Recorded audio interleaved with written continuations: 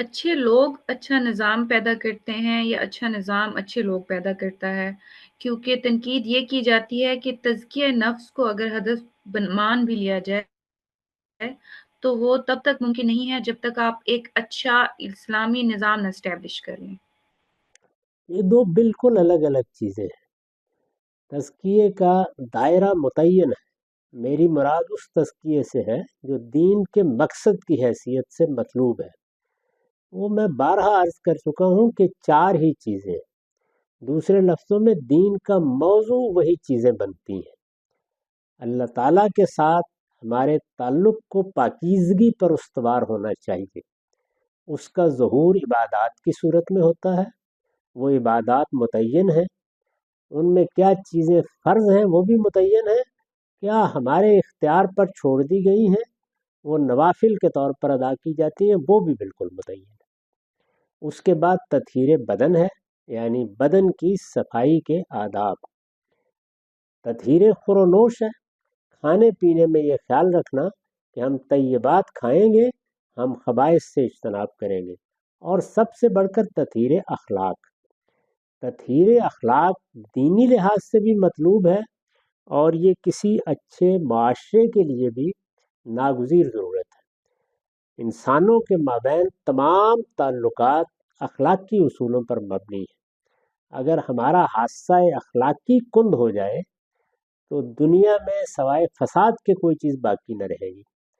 ہم ابھی بھی بات کرتے ہیں، اپنے اعزاء سے کرتے ہیں، اپنے رشتہ داروں سے کرتے ہیں، اپنے دوستوں سے کرتے ہیں، توقعات رکھتے ہیں۔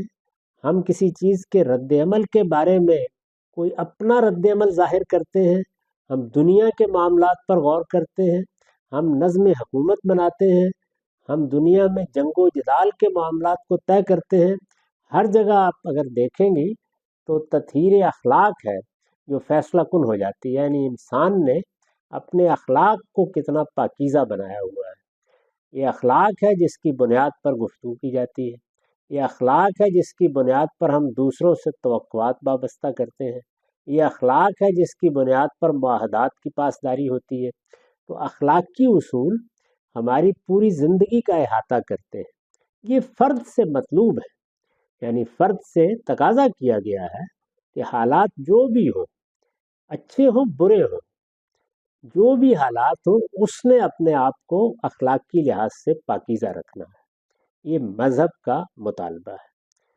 اب اس معاملے کو لے لیجئے کہ اچھی حکومت، اچھا نظام کیسے وجود میں آئے گا، تو اس میں ظاہر ہے کہ دونوں چیزیں دنیا کی تاریخ میں رہی ہیں۔ ایک یہ کہ کوئی شخص اٹھے اور وہ اٹھ کر اپنی حکومت اپنی قوت کے زور پر قائم کر لے۔ وہ شخص جیسا ہوگا اس کے لحاظ سے حکومت وجود میں آ جائے گی۔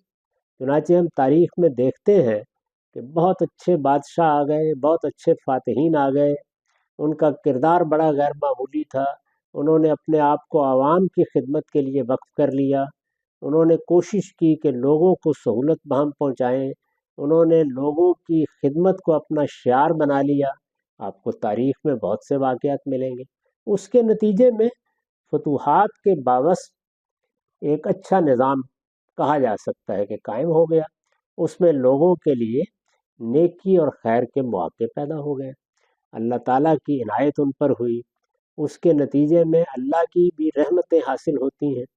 یہ مواقع بھی تاریخ میں ہم کو نظر آتے ہیں، اور وہ مواقع بھی ہم دیکھتے ہیں کہ اچھا بھلا ایک نظام چل رہا ہے، لیکن کسی انتہائی فاسد طبیعت کے شخص نے آ کر اس کو درہم برہم کر دیا۔ تو جب قوت سے فیصلے ہوتے تھے اس وقت تو یہی صورتحال تھی۔ اب بھی جن ملکوں میں قوت سے فیصلے ہو رہے ہیں وہاں اسی طرح کے حالات آپ کو درپیش رہیں گے۔ جہاں لوگوں کی رائے کی بنیاد پر فیصلے ہوتے ہیں وہاں ظاہر ہے کہ لوگ جیسے ہوں گے اسی طرح کے نتائج نکلیں گے۔ لوگ اگر اچھے اخلاق کے ہیں، ان کے ہاں اخلاق کی اہمیت ہے، کردار کی اہمیت ہے، سیرت کی اہمیت ہے، وہ اپنے معاملات میں ان بنیادوں پر فیصلے کرتے ہیں جن کو ہم اخلاقی بنیادیں کہتے ہیں، تو نتائج بالکل اور ہوں گے۔ اور اگر وہ ان سے بے پرواہ ہیں تو نتائج اور ہوں گے۔ سیاست کے معاملے میں ہمیشہ حالات کو دیکھا جاتا ہے. ہم اپنے آپ کو سیاسی حالات سے متعلق کر کے کوئی عذر نہیں پیش کر سکتے. ہمارا کام یہ ہے کہ ہم اپنے شعور کے لحاظ سے اور اپنے حالات کے لحاظ سے اپنے آپ کو پاکیزہ بنائیں، برے سے برے حالات میں بنائیں، اچھے سے اچھے حالات میں مزید پاکیزگی کی کوشش کریں. یہ ہمارا کام ہے. مذہب یہاں سے خطاب کرتا ہے. مذہب کو اس کے نتائج کیا نکلتے ہیں کیا نہیں نکلتے ان سے بحث نہیں ہے. وہ تو انسان کو مخاطب کر رہا ہے اور ہر جگہ کر رہا ہے. اس کے حالات کی اس کو رعایت دیتا ہے. یعنی اگر مثال کے طور پر کسی جگہ بہت سہولتیں حاصل ہیں، انسان کے لیے نیکی کے مواقع کھول دیے گئے ہیں، برائی کے راستے بند ہو گئے ہیں، تو وہاں نیکی کا اجر بھی کمتر ہو جائے گا اور برائی سے بچنے پر بھی وہ صورتحال نہیں ہوگی. اور اگر کسی جگہ اس کے برعکس صورتحال ہے تو اللہ تعالیٰ کے بھی فیصلہ اس کے لحاظ سے ہو جائے گا. اس لیے بندہ مومن کے لیے ان میں سے کوئی چیز شرط نہیں ہے. یعنی ہمیں ایک اچھا نظام اگر میسر ہوگا تو ظاہر ہے وہاں نیکی اور خیر کے مواقع میں سہولت پیدا ہو جائے گی. سہولت پیدا ہو جائے گی تو نیکی کے اجر کی بھی وہ نوعیت نہیں رہے گی اور برائی کے معاملے کی بھی وہ نوعیت نہیں رہے گی. اللہ کے ہاں معاملہ اس اصول پر نہیں ہے کہ تم کو کیا حالات میسر تھے ان حالات کو میں نظر انداز کر کے تمہارے حق میں فیصلہ کروں گا. وہ حالات کی رعایت دیتا ہے، حالات کی بنیاد پر رخصت کو قبول کرتا ہے، حالات کی بنیاد پر بندوں سے عفو و درگزر کا راستہ اختیار کرتا ہے. اس لیے مذہبی نقطہ نگاہ سے اس چیز کی کوئی اہمیت نہیں ہے. حالات کیا ہیں کیا نہیں ہیں، اللہ کا دین ایک ابدی حقیقت کے طور پر موجود ہے. ہمیں اس کی ہدایات کی پیروی کرنی ہے. رہا دنیا کا معاملہ تو وہاں ہم سب کو کوشش کرنی چاہیے کہ ہمارا اچھا نظام ہو، ہماری اچھی حکومتیں ہوں، ہم لوگوں کی فلاح و بہبود کو پیش نظر رکھیں، لوگوں کے لیے سہولتیں بہم پہنچائیں. یہ چیزیں اگر ہم کریں گے تو اس کے دنیا میں نتائج نکلیں گے.